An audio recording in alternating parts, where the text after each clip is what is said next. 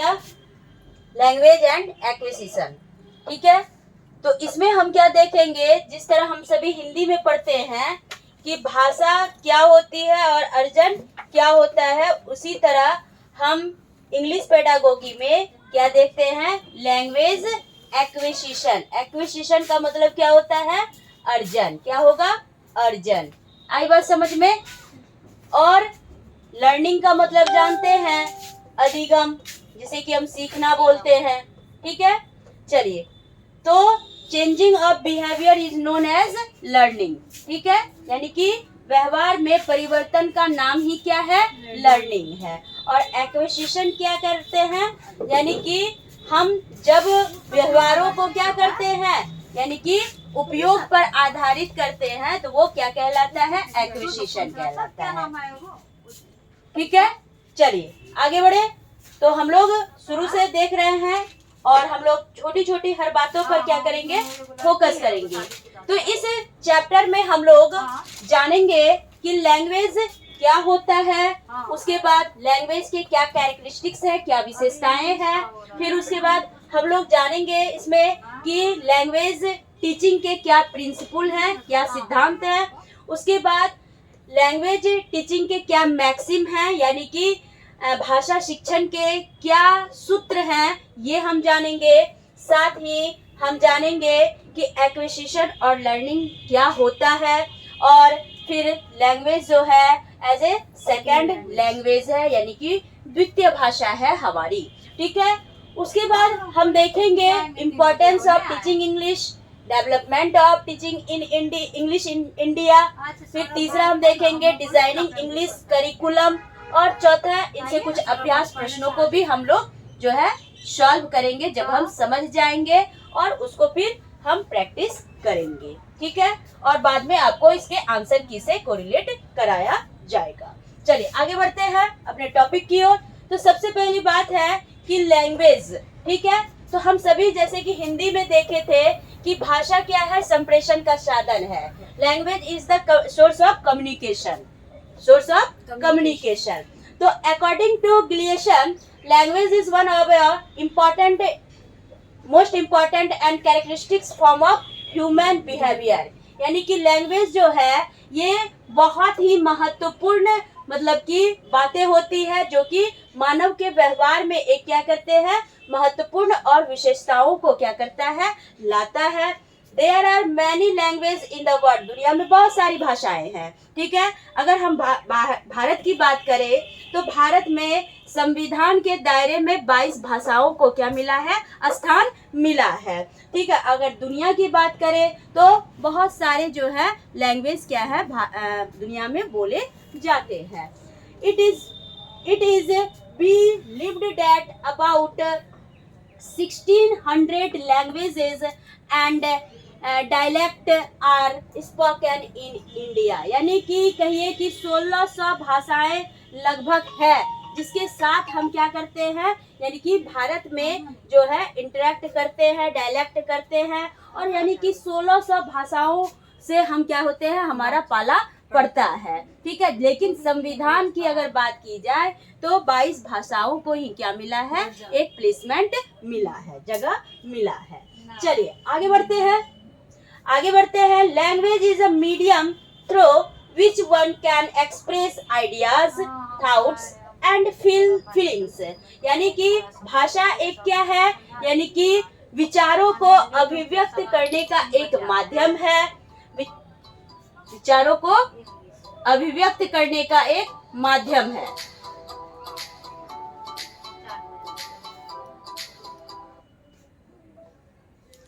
ठीक है, और विभिन्न प्रकार के अनुभवों को, विभिन्न प्रकार के आइडियाज को रिप्रेजेंट करने का, यानी अभिव्यक्त करने का, एक्सप्रेस करने का क्या है, एक माध्यम है, एक मीडियम है।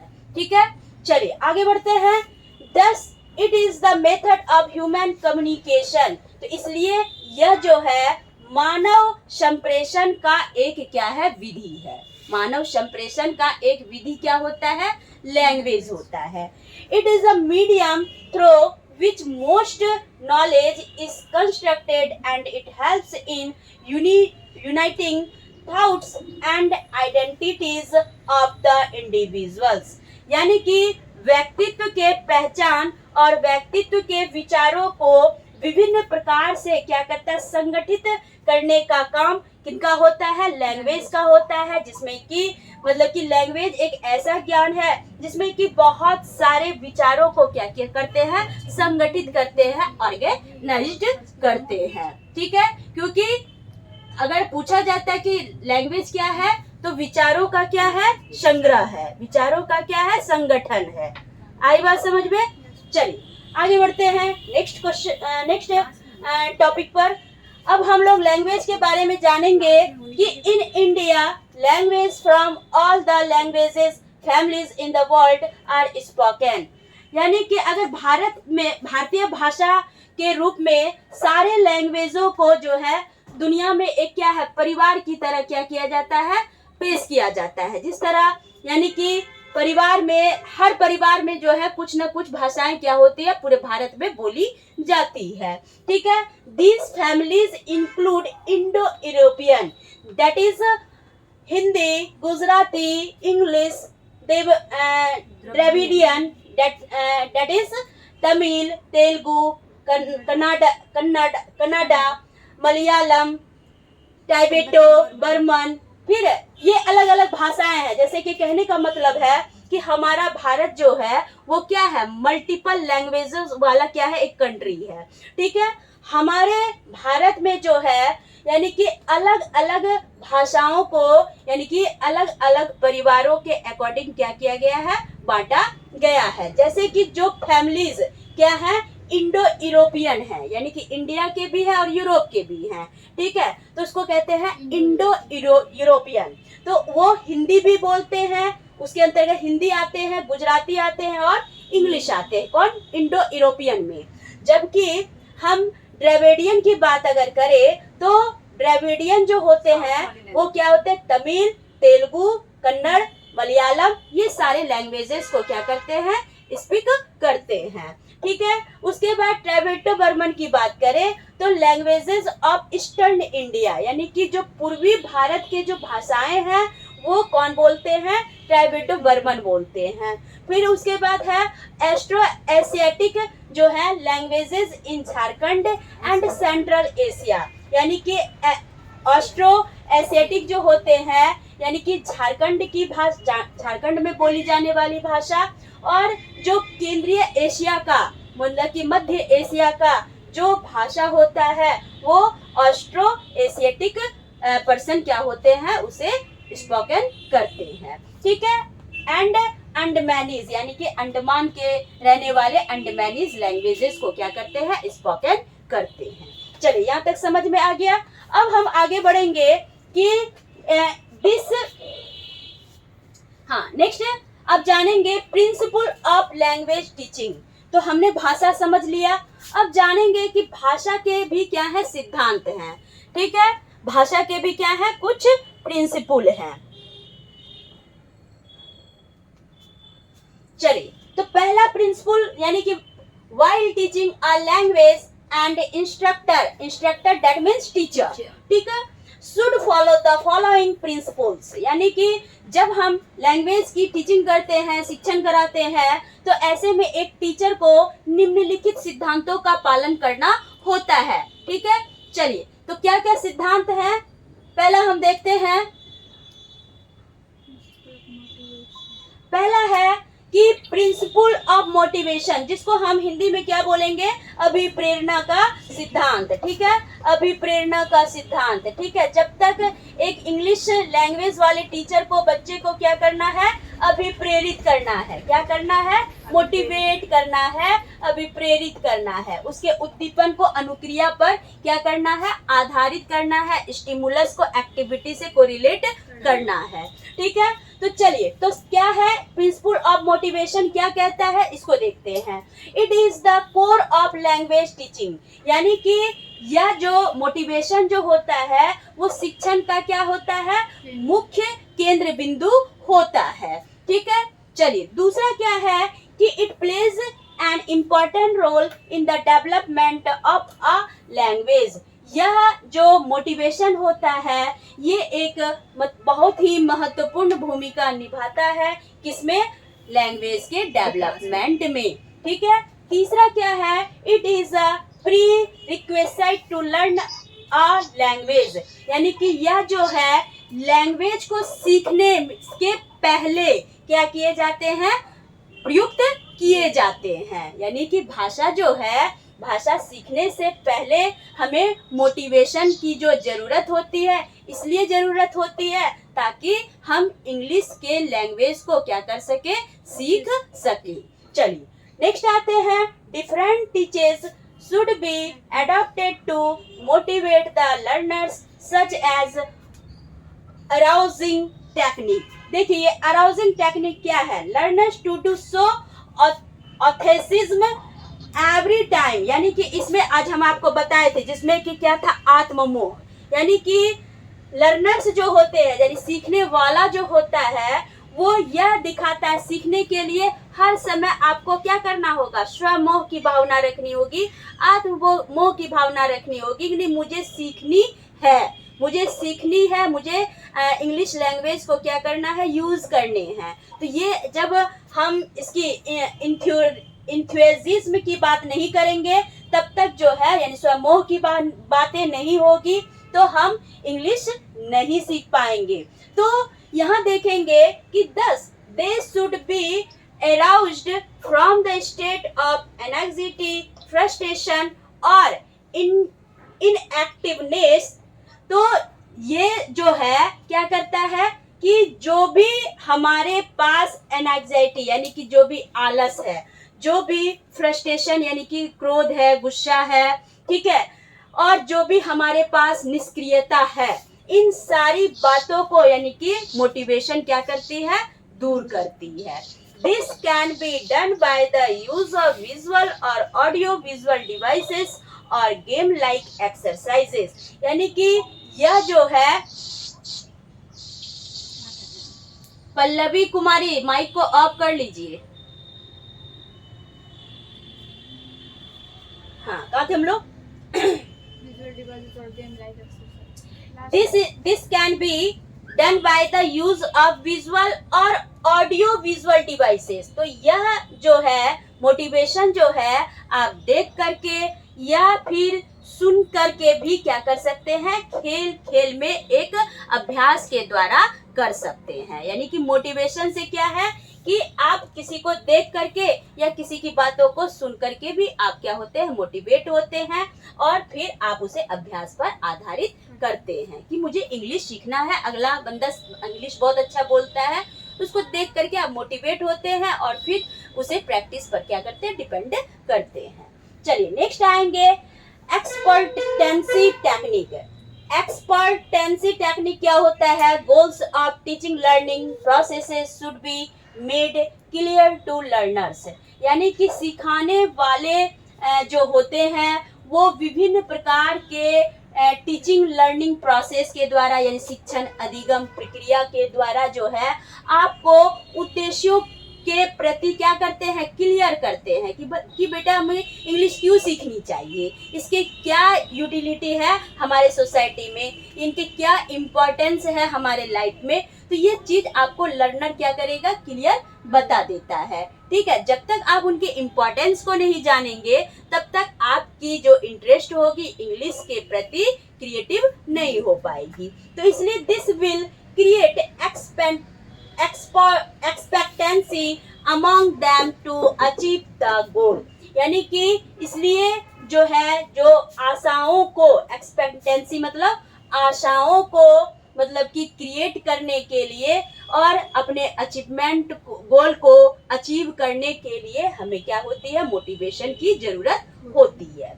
चलिए इंसेंटिव टेक्निक क्या है, incentive techniques such as praise, prize, commendation और punishment should be adopted to motivate the learners.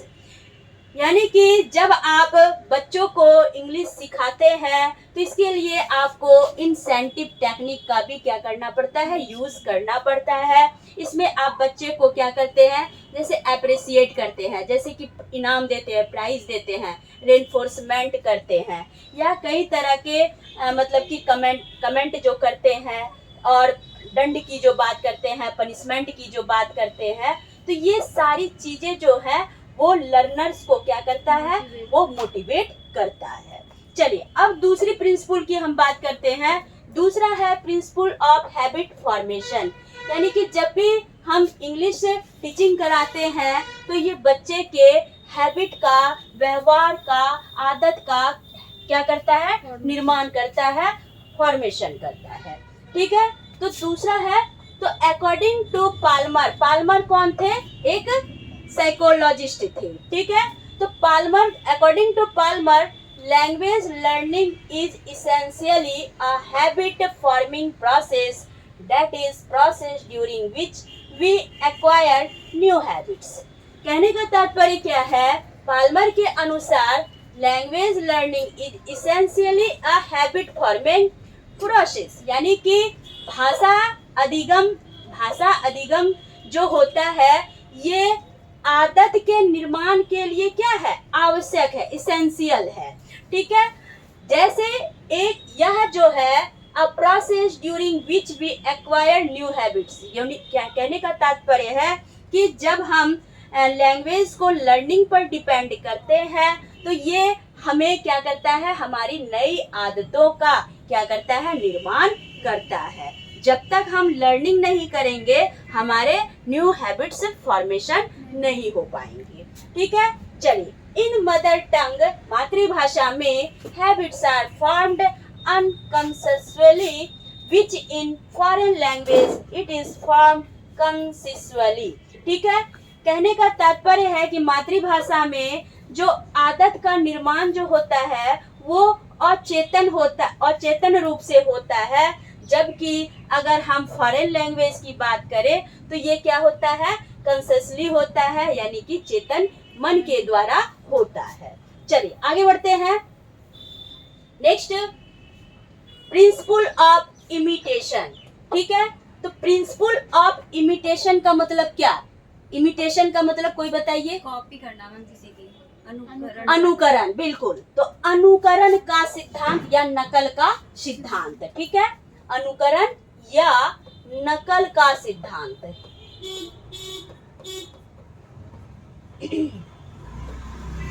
A child learns quicker by imitation, यानी कि बच्चा क्या होता है, नकल करके जल्दी सीख जाता है। He or she learns his or her mother tongue by imitation from his or her parents, relatives and teachers। यानी कि मतलब कि कोई भी लड़का हो या लड़की हो, ठीक है, तो ये अपने माता या अपनी माता से क्या करते हैं, अपनी मातृभाषाओं को क्या करते हैं, नकल करके या अनुकरण करके क्या करते हैं, सीखते हैं। ये अनुकरण की जो बातें होती है वे बच्चे अपने माता पिता से, अपने रिलेटिव से यानी सगे संबंधियों से, और अपने टीचर यानी कि शिक्षकों से क्या करते हैं, अधिगम करते हैं। समझ में आ गया। चलिए नेक्स्ट आते हैं, तीसरा है नेक्स्ट, और इसमें देखेंगे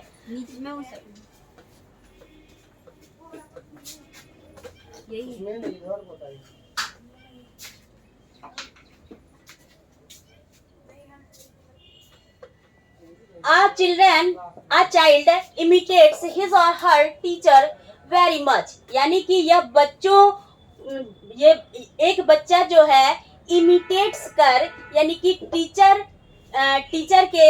को बहुत ज्यादा क्या करता है, टीचर को बहुत ज्यादा अनुकरण करता है। यानी कि एक बच्चा पर टीचर के हर तरह के क्रियाओं का क्या होता है, अनुकरण होता है, कॉपी होता है। Thus the teacher must become a good role model for the children, यानी कि बच्चों के लिए एक टीचर जो होता है एक रोल मॉडल होता है जिसका कि अनुकरण या नकल बच्चे करते हैं। यानी टीचर जैसा करेंगे, जैसा बोलेंगे, जैसा अपना बॉडी लैंग्वेज करेंगे, वैसे ही बच्चे भी सीखेंगे। ठीक है, चलिए आगे बढ़ते हैं। Next, principle of oral approach. ठीक है, यानी कि जिसको हम कहते हैं मौखिक उपागम का सिद्धांत। क्या बोलेंगे हम? मौखिक उपागम का सिद्धांत। चलिए, it is the quickest way of learning, यानी कि यह बहुत ही क्या है, यानी कि सीखने का क्या है, फास्ट तरीका है। ठीक है, speech motivates the learners to learn, यानी कि जो स्पीच मतलब होता है वाचन। ठीक है, वाचन जो है मोटिवेट्स यानी अभिप्रेरित करता है किसको? लर्नर्स को। किसके लिए? लर्न करने के लिए, सीखने के लिए। ठीक है, introduction of lesson should begin with speech lessons because speech is vital in language learning, यानी कि किसी भी, जैसे कि इंट्रोडक्शन ऑफ लेसन यानी कि अभ्यास का जो आप इंट्रोडक्शन देते हैं, या किसी पाठ का आप जब इंट्रोडक्शन देते हैं, तो ये जो है एक स्पीच से क्या होता है, स्टार्ट होता है। और स्पीच जो है वो लैंग्वेज लर्निंग का एक क्या है, वाइटल रिसोर्स है। ठीक है, चलिए आगे बढ़ते हैं। Speech must proceed reading and writing, यानी कि स्पीच जो है ये पठन और लेखन के साथ साथ क्या होता है, आगे बढ़ता है। यहाँ तक कोई दिक्कत? चलिए नेक्स्ट देखेंगे। नेक्स्ट प्रिंसिपल है principle of practice and drill, जिसको कि अभ्यास का सिद्धांत कहते हैं। ठीक है, चलिए। ड्रिल क्या होता है? ड्रिल हो गया एक तरह का व्यायाम जिसमें अभ्यास करते हैं। ड्रिल कसरत। क्लास में हम जैसे बच्चों को बुलवाते हैं पीछे पीछे एक स्टूडेंट को खड़ा करके, हाँ, ड्रिल है वो। अभ्यास में हम बोल रहे हैं, चलो तुम भी बोलो, पीछे पीछे बोलो, पीछे पीछे बोलो। ठीक है, it is said that practice makes a man perfect, ये जरूर एक कहावत है कि practice makes a man perfect, यानी कि अभ्यास जो है वो मानव को क्या बनाता है, एक परफेक्ट मानव बनाता है। ठीक है, तो जितना हम अभ्यास करेंगे, जैसे कि दोहे भी हैं कि करत करत अभ्यास से जड़मती होते सुजान, रसरी आवत जाते ते सिल पर परत निशान। ठीक है, बार बार अभ्यास करने से हम पत्थरों पर भी निशान बना सकते हैं। ठीक है, तो उसी तरह एज मेंशन्ड अबव, ऊपर मतलब कि मेंशन किया गया है कि language is a habit forming process and habit comes from practice, यानी कि हमने पहले भी पढ़ा, अभी जस्ट पढ़ा कि लैंग्वेज जो है आदत का क्या करता है, निर्माण करता है। और आदत कहाँ से आते हैं, तो अभ्यास करने से आते हैं, प्रैक्टिस करने से होते हैं। ठीक है, चलिए नेक्स्ट आते हैं। Sufficient practice and drill should be provided to the learners, यानी कि जो पर्याप्त अभ्यास होनी चाहिए, जो पर्याप्त ड्रिल होनी चाहिए, तो ये हमें लर्नर्स को क्या करता है, होना चाहिए, प्रोवाइड करना चाहिए। ठीक है, चलिए नेक्स्ट है रिपीटेशन, यानी कि बार बार बोलना। ठीक है, repetition of things at proper intervals should be done, यानी कि जब आप मतलब कि कुछ स्पीच को क्या करते हैं, स्पीक करते हैं, तो वहाँ कुछ ऐसे शब्द आते हैं जिसको कि रिपीटेड फॉर्म में क्या किया जाता है, यूज किया जाता है। ठीक है, तो वैसे रिपीटेटेड थिंग्स को जो है हम प्रॉपर इंटरवल के साथ, यानी कि एक गैप के साथ ही क्या करेंगे, प्रॉपर वे में बोलेंगे। ठीक है, चलिए नेक्स्ट है, समझ में आ रही है आप सभी को? प्रियंका जी, बस हिंदी ही है, सिर्फ ये हिंदी ही है, बस सिर्फ लैंग्वेज को समझ लेना है और कुछ नहीं है। ठीक है, सिर्फ मीनिंग को समझना है। आगे बढ़ेंगे। Principle of natural order of learning, यानी कि अधिगम के प्राकृतिक जो ऑर्डर है, नेचुरल ऑर्डर के का सिद्धांत क्या है, यानी कि नेचुरल ऑर्डर क्या है, यानी कि लैंग्वेज के 4 स्किल पर क्या है, डिपेंड है। ठीक है, तो listening, speaking, reading and writing, जिसको LSRW कहते हैं, ये क्वेश्चन पूछेगा व्हाट इज LSRW, ठीक है।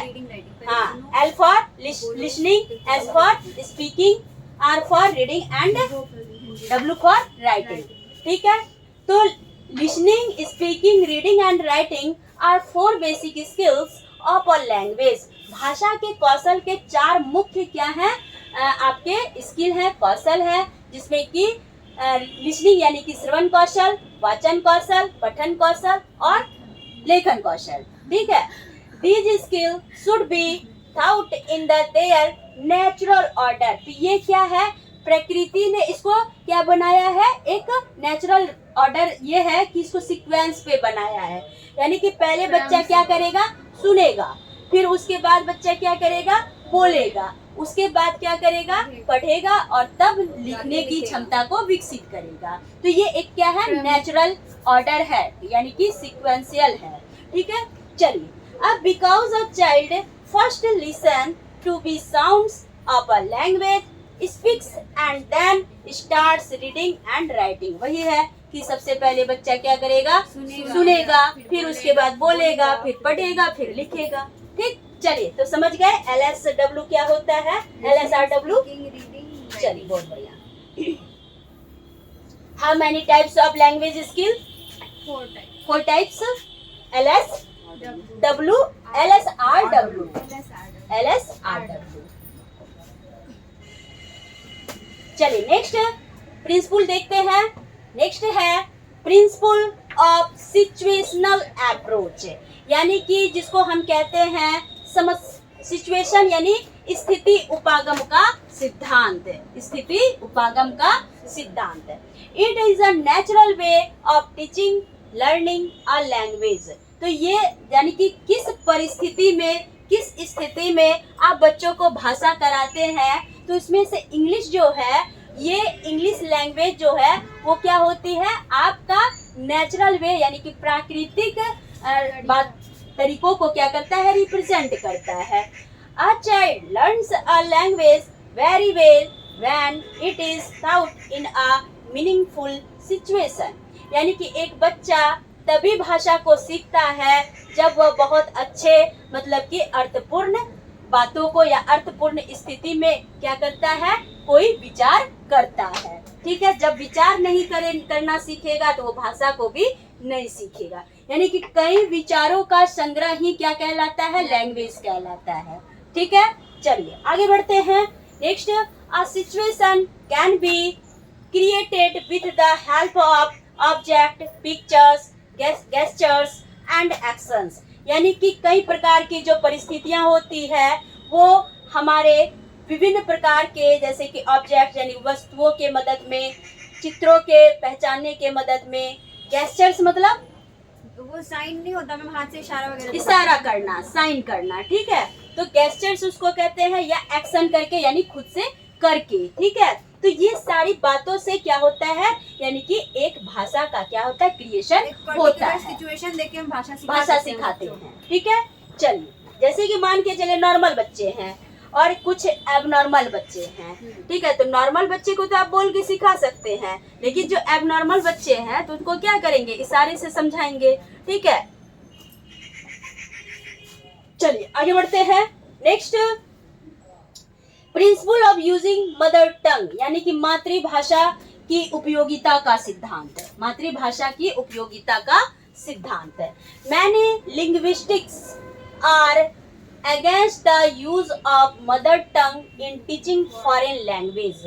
यानी कि बहुत सारे जो है विदेशी भाषाओं में जो है खास करके मातृभाषा का उपयोग जो है ये लिंग्विस्टिक यानी कि बहुत सारी भाषाओं के रूप में किया जाता है। कहने का मतलब है कि टीचिंग फॉरेन लैंग्वेज यानी विदेशी भाषाओं के शिक्षण में जो है मातृभाषा का उपयोग जो है वो बहुभाषाई के रूप में किया जाता है। के खिलाफ नहीं किया जाता, हाँ, अगेंस्ट नहीं किया जाता, हाँ, नहीं करते हैं। यानी कि कहने का मतलब है कि बहुत सारी मतलब भाषाएं हैं, लेकिन वहाँ पर क्या है, मातृभाषा को जो है बच्चे को नहीं सिखाया जाता है। उस तरह ठीक उसको है, यूज करके नहीं नहीं सिखाना है। सिखाया। बस इंग्लिश इंग्लिश में बोलना है। हाँ, सिखाइए, ये है मतलब उसको, मतलब कि ये नहीं कहता है कि जो बच्चे घर में बोलते हैं उसको हम वैसे ही स्कूल में हम सिखाएं, ऐसे आप ट्रांसलेट कर रहे हो वो नहीं करते हैं। मतलब इंग्लिश टू इंग्लिश इस तरह से वो नहीं सिखाते हैं। बिल्कुल। चलिए आगे बढ़ते हैं हम लोग नेक्स्ट प्रिंसिपल की ओर।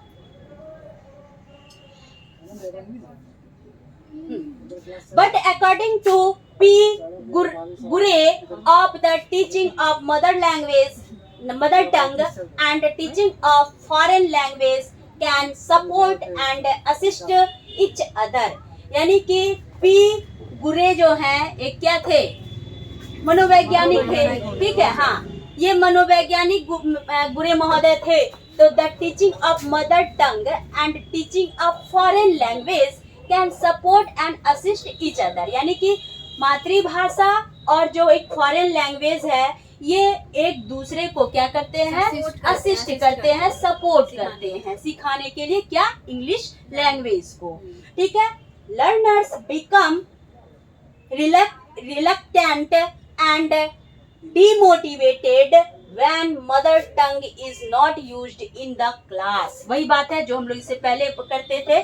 ठीक है, लर्नर्स जो हैं ये जो है अब क्या हो रहे हैं, यानी कि डीमोटिवेट हो रहे हैं, यानी कि क्या, जिसको हतोत्साहित के सेंस में लीजिए, यानी कि सीखने के प्रति रुचि ना होना। डिमोटिवेट होते हैं जब विद्यालय में क्या किया, कक्ष में मदर टंग को उपयोग नहीं किया जाता। जैसे कि ग्रामीण क्षेत्र के बच्चे होते हैं या जो बच्चे मतलब कि हिंदी लैंग्वेज को ही बोलते हैं, मतलब इंग्लिश छोड़कर कई अदर लैंग्वेज को बोलते हैं, तो अगर उसे मदर टंग में कन्वर्ट नहीं किया जाता है तो बच्चों के सीखने के लिए क्या हो जाता है, इंग्लिश बहुत कठिन हो जाता है। ठीक है, तो इसलिए क्या है कि लर्नर्स को चाहिए कि इंग्लिश सिखाने के लिए इंग्लिश लैंग्वेज को मदर टंग पर क्या करे, कोरिलेट करे, आधारित करे और फिर उनका यूटिलिटी से बच्चे को क्या करे, संबंधित करे, सिखाए। ठीक है, this problem can be solved bye adopting different methods and strategies, यानी कि ये जो समस्याएं हैं कि विद्यालय में इंग्लिश को मदर टंग पर डिपेंड ना करना, तो इससे क्या होता है कि ये खास करके यानी कि डिफरेंट मेथड और स्ट्रेटजीज को, रणनीतियां को, विधियों को क्या करती है, कई प्रकार से अनुकूलित कराती है, which makes learning more challenging. तो इससे क्या है कि सीखने वालों के लिए बहुत सारी चैलेंजेस क्या हो रहे हैं, चुनौतियां क्या हो रहे हैं, उत्पन्न हो रहे हैं। जैसे कि क्या है, आज हम लोग इंग्लिश लैंग्वेज नहीं यूज कर पा रहे हैं, तो उसके पीछे क्या है, इंटरेस्ट का ना होना।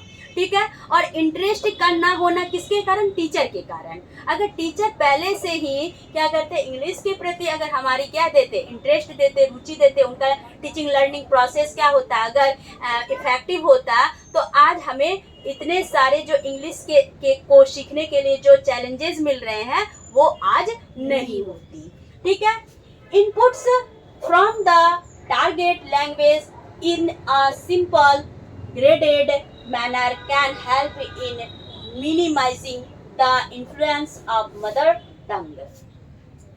तो यहाँ क्या है कि input from the target language, यानी कि जो टारगेट लैंग्वेज है, जो उद्देश्यों पर आधारित भाषा है, लक्ष्य पर आधारित भाषा है, उसको सिंपल मैनर में ग्रेडेड करने के लिए हमें क्या करना होगा, यानी कि इंग्लिश इन्फ्लुएंस को मदर टंग के लिए क्या करना होगा, मिनिमाइज करना होगा। On the whole use of mother tongue can facilitate the acquisition of foreign language, यानी कि सारी बातों को हम देख लिए तो मदर टंग का जो उपयोग होता है ये क्या है, यानी मातृभाषा का जो उपयोग होता है ये फॉरेन लैंग्वेज के अर्जन के लिए क्या करता है, हेल्प करता है। यानी मातृभाषा अगर सीख गए हैं तो बच्चे जो है फॉरेन लैंग्वेज को आसानी से सीख जाते हैं। चलिए नेक्स्ट आएंगे, principle of individual differences and adaptation of multiple approaches, यानी व्यक्तिगत भिन्नता का सिद्धांत और बहु अनुकूलता का सिद्धांत। ठीक है, तो हम सभी जानते हैं कि हर व्यक्ति दूसरे व्यक्ति से क्या है, अलग अलग है। ठीक है, सबकी बुद्धि अलग अलग है, सबकी सीखने की क्षमता क्या है, अलग अलग है, ठीक है। It is an established fact that no two individuals are alike in their attitudes and aptitudes, ठीक है। मतलब कि हम ये बिल्कुल देखते हैं कि कोई भी दो मतलब कि व्यक्ति जो होते हैं वो समान एटीट्यूड वाले नहीं होते हैं, ना ही समान एप्टीट्यूड वाले होते हैं। Individual differences can be due to social culture and economic aspects, यानी कि व्यक्तिगत जो भिन्नता होती है ये सामाजिक सांस्कृतिक पहलुओं के कारण, साथ ही आर्थिक जो एस्पेक्ट यानी इकोनॉमिक एस्पेक्ट जो होते हैं, आर्थिक उपागमों के आधार पर हम लोग एक दूसरे से क्या है, अलग हैं, ठीक है। Teachers should adopt different tactics, strategies and multiple approaches to make learning meaningful, यानी कि टीचर जो है अलग अलग टेक्निक को, ठीक है, अलग अलग स्ट्रेटेजीज को और मल्टीपल अप्रोचेस को क्या करते हैं, अर्थपूर्ण यानी कि मीनिंगफुल लर्निंग में क्या करते हैं, इनको रिलेट करते हैं, ठीक है। We have to keep in mind that what is thought is not what is learned, यानी कि हम लोग हमेशा मन में ये रखें कि हमें क्या मतलब कि क्या विचार को सीखना है और किससे सीखने पर आधारित करना है। तो ये सारी बातें हम मतलब कि इतना माइंड नहीं करें, इतना सीखे कि जो भी विचार है उसको सीखने के अर्थ में क्या करने हैं, लागू करने हैं। Because learners processes different abilities, personalities and belong to different background, क्योंकि अलग अलग व्यक्ति जो होते हैं मतलब लर्नर्स जो है इसको समझना होगा कि बच्चे जो होते हैं अलग अलग क्षमताओं वाले होते हैं, योग्यताओं वाले होते हैं, अलग अलग व्यक्तित्व वाले होते हैं, अलग अलग जो है उनका बैकग्राउंड होता है, जिसके कारण उसमें सीखने की जो बातें होती है वो भी अलग अलग होती है। तो हमें अलग अलग बच्चे को, डिफरेंट बच्चे को क्या करना होगा, रीड करना होगा और उसी के अकॉर्डिंग हमें इंग्लिश लर्न कराने होंगे।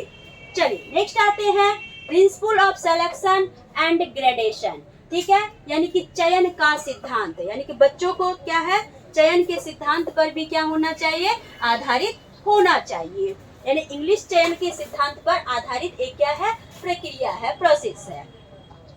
Simple and concrete objects, materials should be thought first and then complex and abstract things, that is one should proceed from simple to complex and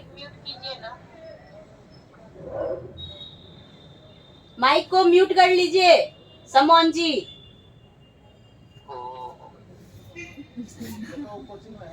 and concrete to abstract, तो ये concrete का मतलब क्या होता है, मूर्त, क्या मूर्त, और एब्स्ट्रैक्ट का मतलब अमूर्त, ठीक है।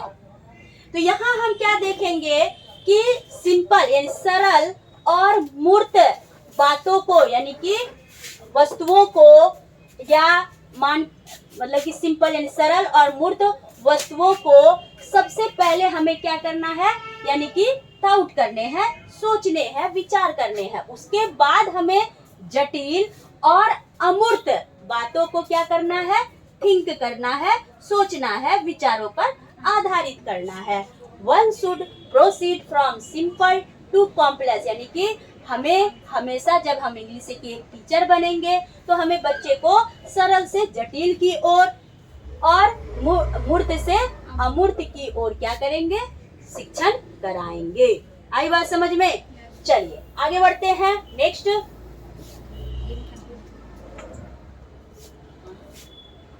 इसेंशियल, ठीक है, मूर्त से मूल हुआ।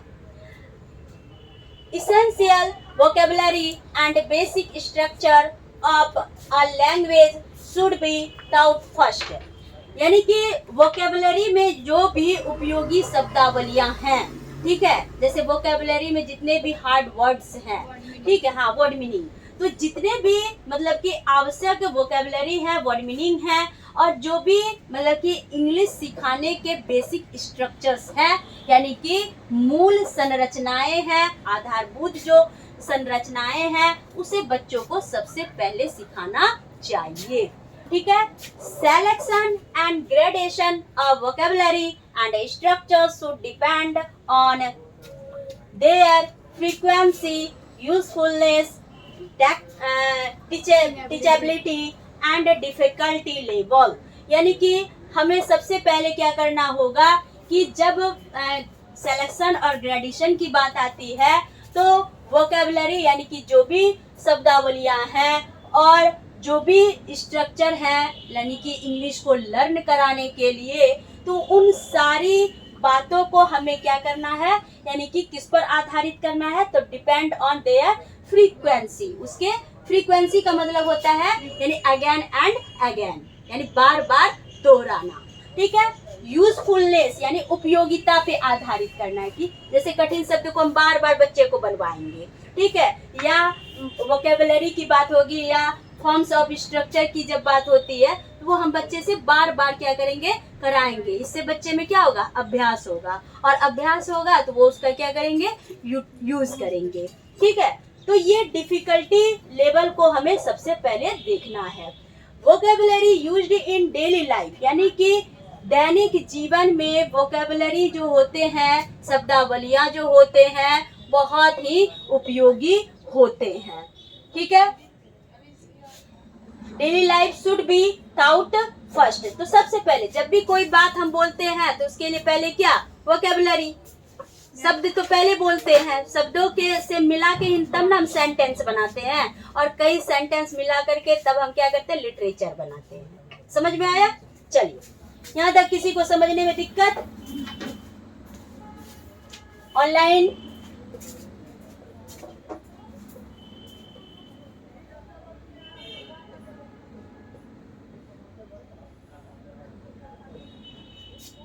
आगे बढ़े, चलिए आगे बढ़ते हैं। नेक्स्ट है तो प्रिंसिपल ऑफ रीडिंगनेस। ठीक है। यानी कि जिसको हम क्या बोलते हैं, पठन का सिद्धांत। क्या बोलेंगे, पठन का सिद्धांत। Learning is meaningful only when learners are ready to learn it. यानी कि देखिए, सीखना बहुत ही आसान है, बशर्ते कि सीखने वाला क्या होना चाहिए, रेडी होना चाहिए। ठीक है। जैसे कि क्या, इंग्लिश की क्लास होती नहीं थी, लेकिन जब अब रेडी हुए तो पढ़ने वाला ऑलरेडी तैयार है। ठीक है। तो इसलिए सीखने, कहते हैं ना, झुकती है दुनिया, झुकाने वाला चाहिए। ठीक है। तो इसी तरह है, पढ़ेंगे हम, पढ़ाएंगे हम तभी ना जब पढ़ने वाला होना चाहिए। जी बिल्कुल। चलिए, sometimes learners are unable to show interest in learning due to the state of anxiety, frustration and inactiveness। तो यहाँ पर क्या है, कभी कभी जो होते हैं लर्नर्स, जो होते हैं सीखने वाला जो होता है, यानी कि यह शो करता है कि हमें सीखने में कोई रुचि नहीं है। ठीक है। किसके कारण भाई, एनेक्साइटी। एनेक्साइटी का मतलब क्या, जिसको हम चिंता कहते हैं। एनेक्साइटी मतलब चिंता के कारण। फ्रस्ट्रेशन, बहुत दुख है, समुंदर का पहाड़ है, पूरा दुखा पीको है दुनिया में, तो सीखेंगे क्या, दिमाग तो उधर लगा हुआ है। और कभी कभी क्या है कि इनएक्टिव है, निष्क्रिय है, यानी एक्टिव ही नहीं है, अरे हमको बहुत काम है, उधर हमको टाइम ही नहीं निकल पाता है। तो इस कारण से भी, बहुत सारी बातों से भी जो लर्नर्स होते हैं, सीखने वाले, इंग्लिश सीखने से या भाषाओं को सीखने से पीछे रह जाते हैं। ठीक है। चलिए नेक्स्ट आते हैं, learners should be made ready by the following method. देखिए कौन कौन मेथड से लर्नर जो है क्या कर सकते हैं, रेडी हो सकते हैं, किसके लिए, इंग्लिश सीखने के लिए। ठीक है। तो सबसे पहला है टेलिंग अ स्टोरी। ठीक है। यानी कि एक टीचर बनिएगा तो सबसे पहले बच्चा को क्या सुनाइए, कहानी सुनाइए। तो कहानी जैसे सुनाइएगा बच्चा इंटरेस्ट लेगा। ठीक है। यानी जितना भी आलसी बच्चा है जो क्लास में सोता है या इंग्लिश के प्रति भागता है, तो सबसे पहले कहानी ही विधि जो है, स्टोरी मेथड जो है, वो इंग्लिश सिखाने के लिए क्या होता है, हेल्पफुल माना जाता है। ठीक है। दूसरा है कंडक्टिंग एन एक्टिविटी, यानी कि जो भी मतलब कि इंटरेस्टिंग एक्टिविटी होती है, यानी कि जो रुचि पर आधारित क्रियाशीलता होनी चाहिए, उसको क्या करना चाहिए, कंडक्ट करवाइए। कि वो आप कंडक्ट करवाते हैं तो ऑटोमेटिक इंटरेस्ट बच्चे का बढ़ेगा। ठीक है। यूजिंग विजुअल और ऑडियो विजुअल डिवाइसेस, यानी कि जिसे हम क्या बोलते हैं, दृश्य श्रव्य सामग्रियां, जैसे कि स्मार्ट क्लास में बोर्ड लगा हुआ है, कुछ ऐसा पोयम ही लगा दिए या कुछ ऐसा साउंड से ही बच्चे को पोयम सुना रहे हैं, गाना सुना रहे हैं, भजन सुना रहे हैं इंग्लिश में, तो इससे भी बच्चे का इंटरेस्ट क्या होगा, इंग्लिश के प्रति बढ़ेगा। तो ऑडियो विजुअल एड्स को हम क्या करेंगे, एक टीचिंग क्या मानेंगे, टीचिंग लर्निंग मटेरियल मानेंगे, जिससे कि बच्चों का लर्न करना क्या हो जाएगा, इजी हो जाएगा। परफॉर्मिंग गेम्स लाइक एक्सरसाइज, यानी कि जो आप गेम वगैरह कराते हैं तो उसमें जैसे कि एक्सरसाइज वगैरह में भी वो आप करा करके बच्चों को आप क्या कर सकते हैं, इंग्लिश के प्रति इंटरेस्ट दिला सकते हैं। चलिए नेक्स्ट आते हैं, principle of exposure to the language. Exposure मतलब क्या होता है, व्यक्त करना, एक्सपोज करना। ठीक, हाँ। Learners should be exposed to the language familiar environment so that they get maximum opportunities to listen and speak, यानी कि लर्नर्स जो होते हैं ये मतलब कि अपने लैंग्वेज को पारिवारिक वातावरण के साथ क्या कर सकते हैं, अभिव्यक्त कर सकते हैं। ठीक है। so that they get maximum opportunity, यानी कि पारिवारिक वातावरण में उसको बहुत सारे अवसर दिए जाते हैं, जिसमें कि वो क्या होते हैं, लैंग्वेज को सुन भी सकते हैं और लैंग्वेज को बोल भी सकते हैं, है ना। क्योंकि परिवार क्या है, यानी फैमिली जो है वो लर्निंग का क्या है, प्राइमरी स्कूल माना जाता है। चलिए नेक्स्ट आते हैं, this environment can be created by using audio and audio visual devices.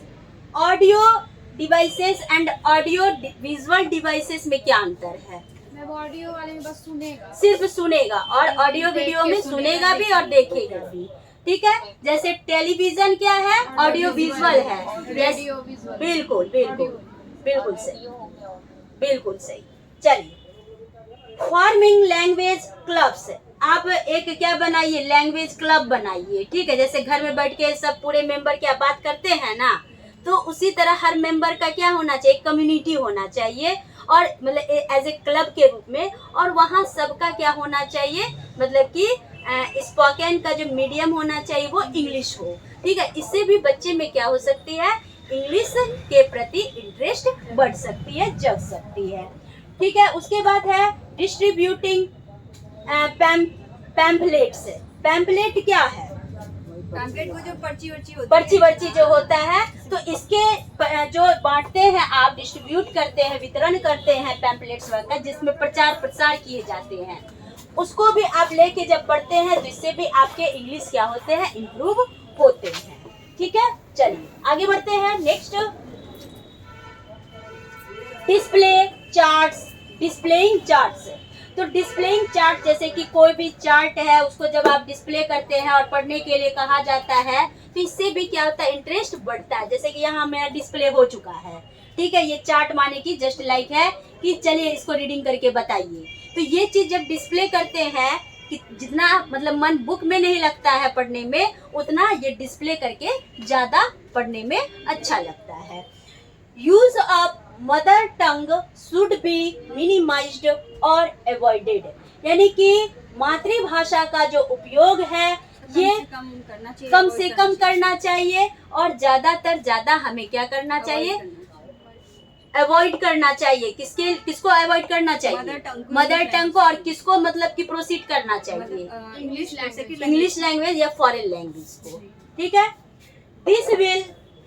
This will provide natural environment for learning a language, यानी कि जब हम मातृभाषा को अवॉइड करते हैं फॉरेन लैंग्वेज या इंग्लिश लैंग्वेज को जब हम क्या करते हैं, रिकमेंड करते हैं, तो ये एक क्या करता है, प्राकृतिक वातावरण को क्या करता है, तैयार करता है। किसके लिए?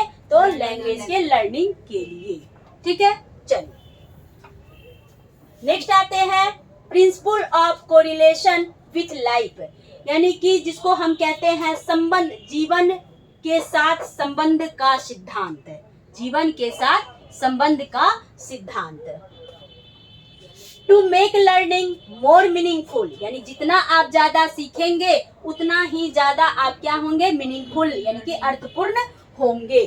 ठीक है, as far as possible the subject matter should be corrected correlated with life, यानी कि जो भी सब्जेक्ट मैटर होते हैं ये हमारे जीवन से क्या होते हैं, संबंधित होते हैं। जीवन से क्या होते हैं, संबंधित होते हैं। It should be correlated with the customs, traditions etcetera of the society to which learners belong, क्योंकि इसलिए मतलब हमारे जीवन से कोरिलेट होते हैं कि विभिन्न प्रकार के जो भी कस्टम हैं, मतलब कि जो भी परंपरा है, सभ्यता है, संस्कृतियां हैं वगैरह वगैरह, जो कि हमारे सोसाइटी में क्या होते हैं, निर्वाहित होते हैं, उन सारे चीजों को लर्नर क्या करता है, अपने भाषा के द्वारा सीखता है और उसे यूज करता है। ठीक है, चलिए नेक्स्ट आते हैं principle of accuracy and correctness. Principle of accuracy and correctness.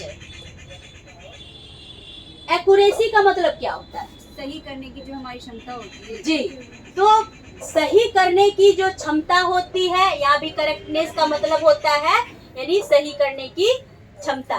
Correct and accurate words, यानी कि शुद्ध और सार्थक जो शब्द होते हैं, should be used to explain the content, यानी कि विषय वस्तु को व्याख्या पर आधारित करने के लिए, एक्सप्लेन पे डिपेंड करने के लिए हमें शुद्ध और सही वर्ड्स को यानी शब्दों को क्या करना पड़ता है, यूज करना होता है।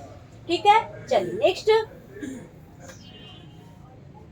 बस जस्ट लाइक हिंदी, ठीक है, कुछ नहीं है। चलिए नेक्स्ट आते हैं accuracy of pronunciation. Accuracy of pronunciation, intonation, spelling and structure should be followed.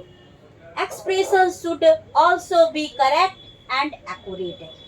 यानी कि जो भी प्रोनाउंसिएशन मतलब उच्चारण, ठीक है, तो उच्चारण जो भी हम सीखते हैं या स्पेलिंग या जो भी मतलब कि संरचना हम सीखते हैं, इसलिए सीखते हैं ताकि हमारा एक्सप्रेशन जो है, अभिव्यक्त करने की जो क्षमता है, संप्रेषित करने की जो क्षमता है, वो शुद्धता पर और एक्यूरेसी पर क्या हो सके, डिपेंड हो सके। ठीक है, चलिए अगले प्रिंसिपल की बात करेंगे, प्रिंसिपल ऑफ ग्रुप वर्क, यानी कि सामुदायिक कार्य का सिद्धांत। देखेंगे सामुदायिक कार्य का सिद्धांत क्या कहता है।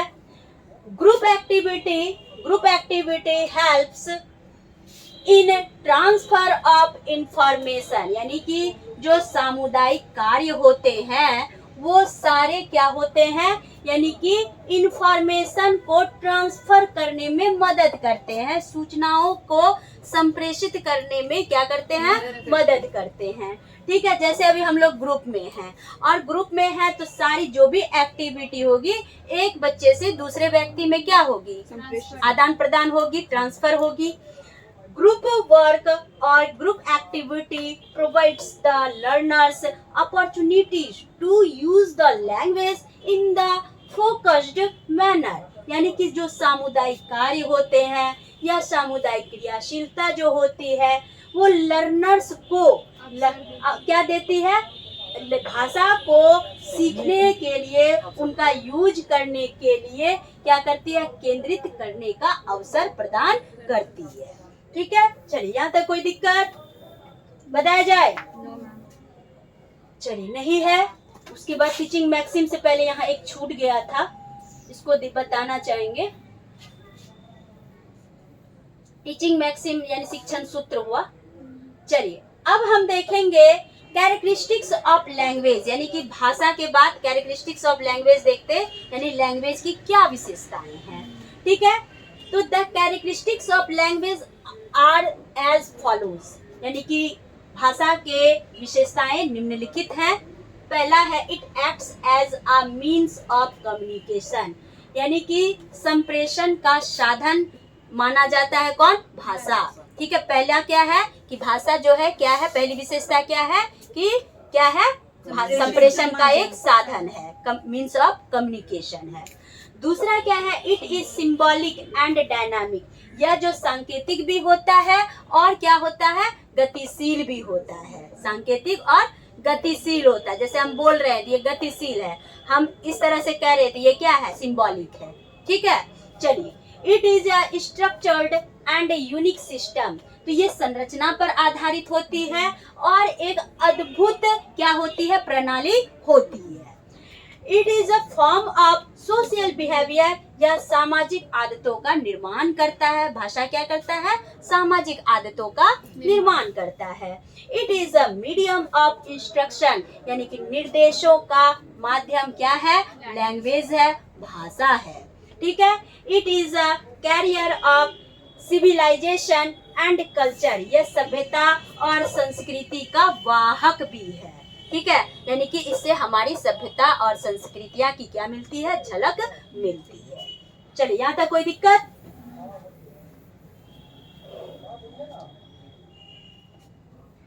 चलिए, a language should possess the above mentioned characteristics, but cry of a child is a sign language।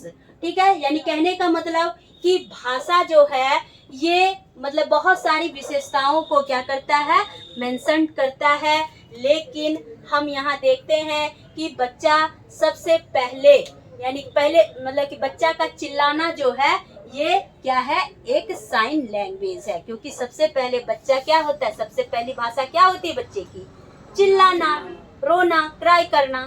ठीक है, तो ये उसकी क्या है, पहली जो है साइन है, इसकी लैंग्वेज को रिप्रेजेंट करने की, एक्सप्रेस करने की। ठीक, चलिए,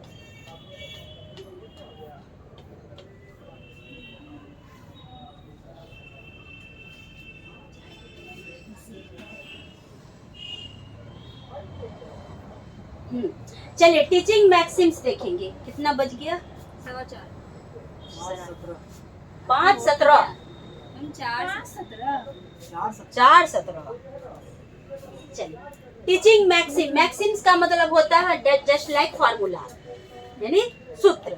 ठीक है, तो इंग्लिश लैंग्वेज के जब टीचर बनिएगा आप, तो कैसे आप किन किन सूत्रों का पालन कीजिएगा उसको देखते हैं। तो maxims of teaching are of universal significance, यानी कि शिक्षण के जो सूत्र होते हैं ये क्या होते हैं, सार्वत्रिक क्या होते हैं, महत्वपूर्ण माने जाते हैं। They help the teachers to teach systematically, क्योंकि ये जो शिक्षण सूत्र होते हैं, टीचिंग मैक्सिम्स जो होते हैं, ये टीचर को टीच करने का, यानी कि शिक्षण कराने का एक सिस्टमैटिक तरीका को क्या करता है, बताता है।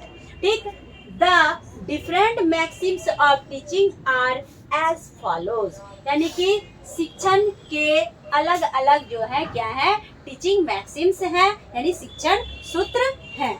चलिए, पहला है नोन टू अननोन, ज्ञात से अज्ञात की ओर, वही चीज है। ठीक है, ज्ञात से अज्ञात की ओर। बाकी तो आप लोग एकदम बुद्धिमान है, इतना पढ़ने से हमको लगता कोई फायदा नहीं है। ठीक है, सिंपल टू कॉम्प्लेक्स, यानी कि सरल से जटिल की ओर। सारी बात जो है हम लोग कर चुके हैं, वही चीज को इंग्लिश में बोलना है। रीड कर लीजिए ना, बस रीड कर लीजिए ना। अच्छा ठीक है, रीड कर लेते हैं। इट इज देखिए, इसमें तो हम डिटेल दिए, लेकिन अगर ऐसा नोट्स देंगे तो सिर्फ यही देंगे, नोन टू अननोन। ठीक है, कंक्रीट टू एब्स्ट्रैक्ट। कुछ वर्ड्स इसमें होते हैं ना जो क्वेश्चन में आते तो हमारे नया हो जाता है। अच्छा ठीक, कोई बात नहीं। तो देखिए, सबसे पहला है, तब तो चलिए तोड़ के ही बता देते हैं। ठीक है, नोन टू अननोन, यानी ज्ञात से अज्ञात। It is based on the fact that is a learner knows something, यानी कि यह जो है मतलब कि वह फैक्ट होता है, वह तथ्य होता है जिसमें सीखने वाला कुछ जानता है, कुछ जानता है। क्या जानता है? It is considered that old knowledge Lay's the foundation of new knowledge. यानी कि नोन टू अननोन में क्या है कि जो लर्नर्स होते हैं, तो लर्नर्स को ये पता होता है कि भाई बच्चा जो है अमुक टॉपिक से कुछ ना कुछ नॉलेज जान रहा है, यानी पुराने नॉलेज को जानने के लिए वो क्या करता है, ये मैक्सिम क्या करता है, हेल्प करता है। और तब फिर नए नॉलेज की ओर क्या करता है, बच्चे को ले जाया जाता है, आगे बढ़ाया जाता है। समझे? समझ में आ गया? फिर है previous knowledge of a learner can be used to increase and widen the outlook of a learner। यानी कि जो भी पूर्व ज्ञान पर आधारित जो भी लर्नर के पास जो है बातें हैं, तो ये सारी बातों को हम क्या करते हैं, यानी कि पूर्व ज्ञान पर आधारित बातों पर ही हम उनके ज्ञान को वृद्धि करते हैं, बढ़ाते हैं। और जो भी लर्नर के आउटलुक है, इन सारी चीजों से उसको क्या करते हैं, परिप्रेक्ष्य पर आधारित करते हैं। For example, pronoun can be taut only when the learner has been knowledge of noun।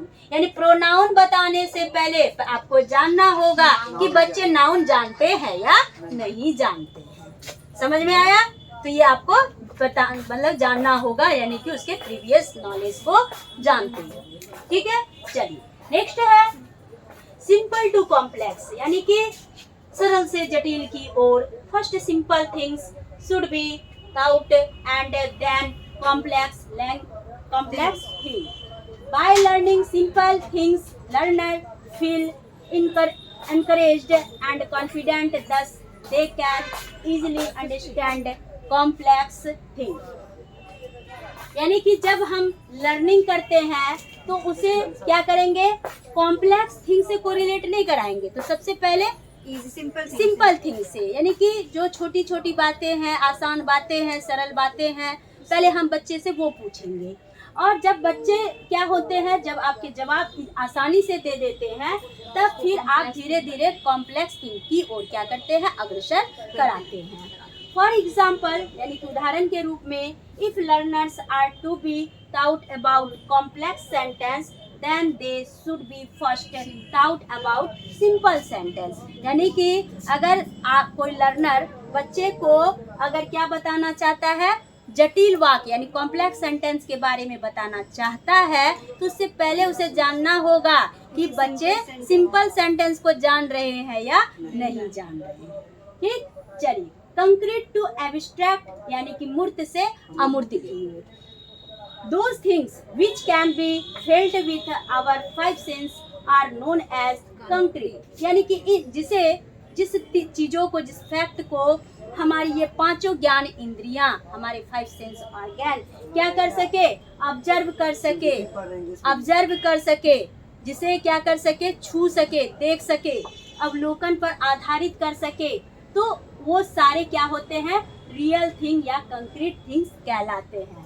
Whereas things which can be imagined are known as abstract things। जिस तथ्यों को, जिस फैक्ट्स को हम इमेजिन पर, कल्पना पर आधारित करते हैं, उसे हम क्या बोलते हैं, एब्स्ट्रैक्ट थिंग्स बोलते हैं, अमूर्त वस्तु कहते हैं। ठीक है, यानी कल्पनाशीलता पे आधारित तथ्य क्या होते हैं, आपके एब्स्ट्रैक्ट थिंग्स होते हैं। चलिए नेक्स्ट आते हैं, things thought which the help of concrete objects last for longer period।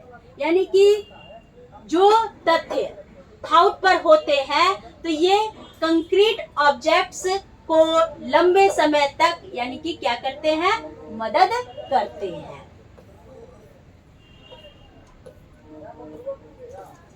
तीसरा टीचिंग मैक्सिम, तीसरा होगा नहीं, चौथा होगा यहाँ और है। फॉर एग्जाम्पल में देखेंगे किसका, कंक्रीट टू एब्स्ट्रैक्ट का। A learners can imagine about golden apple। कि सोचो कोई सुनहरा क्या है, सेब है। ठीक है, only मतलब कि only one, एक सुनहरा सेब है।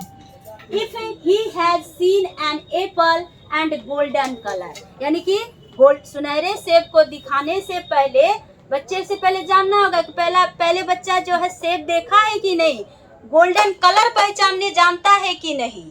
तो ये सारी जब आप बातें करते हैं तो यानी कि आप क्या कर रहे हैं, बच्चे को मूर्त से अमूर्त की ओर ले जा रहे हैं। आई बात समझ में? चलिए नेक्स्ट देखेंगे एनालिसिस ऑफ सिंथेसिस, यानी कि संश्लेषण से विश्लेषण की ओर, संश्लेषण से विश्लेषण की ओर।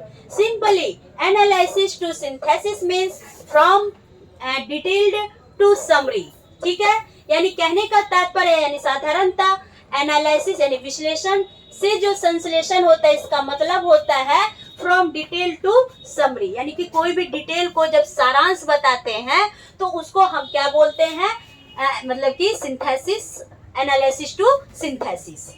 A complex problem when divided into different part can be understood easily, यानी कि कोई भी जटिल समस्याओं को जब आप क्या करते हैं, अलग अलग भागों में तोड़ देते हैं तो इससे सीखना क्या हो जाता है, आसान हो जाता है। सीखना क्या हो जाता है, आसान हो जाता है।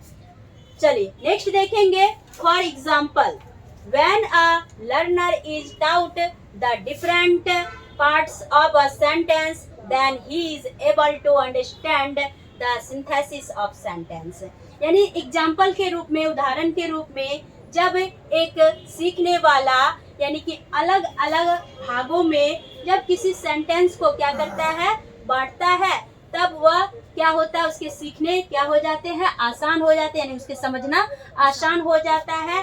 तो ये क्या है, यानी कि सेंटेंस का क्या है, सिंथेसिस है, यानी कि वाक्यों का उन्होंने क्या किया, संश्लेषण किया।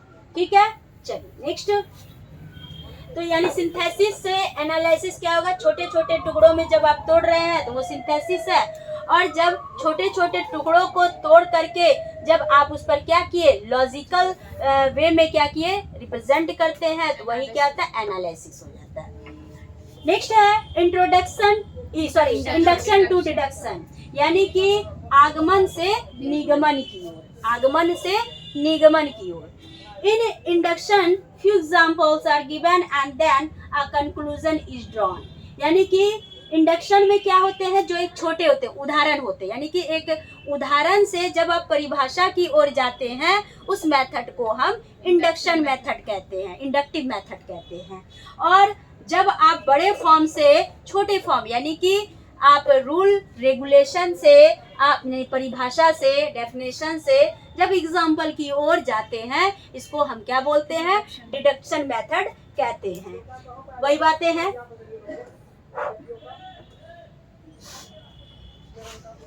चलिए next, teaching should proceed from induction to deduction. तो हमेशा टीचिंग किधर प्रोसीड होना चाहिए, इंडक्शन से डिडक्शन की ओर, यानी आगमन से निगमन की ओर। For example, while teaching narration, few example of conversion of direct into indirect speech should be given, and then a general rule of the conversion should be concluded। तो यहाँ क्या देखेंगे, एग्जाम्पल के तौर पर जब टीचिंग नरेशन की हम करते, किसकी कराते हैं, नरेशन, नरेशन बना है ना, ठीक है, जिसमें कि स्टेटमेंट पर क्या होते हैं, आधारित होते हैं। ठीक है, तो जब आप नरेशन मान के चलिए कि बताते हैं, तो आपको वहाँ कुछ एग्जाम्पल जैसे कि कन्वर्सन का, वार्तालाप का, ठीक है, और कुछ डायरेक्ट स्पीच के और कुछ इनडायरेक्ट स्पीच के क्या होते हैं, लेने होते हैं। और एक जनरल रूल जो होता है, उस जनरल रूल को बच्चे में बताना पड़ता है कि भाई ये इन्वर्टेड कॉमा हट करके ना डैड बन जाएगा, बताते हैं ना। ठीक है, जैसे I said comma you are very clever, तो क्या बनेगा, क्या, I said I said you are very clever. you are very clever। you said I am very clever, you said that I am very clever।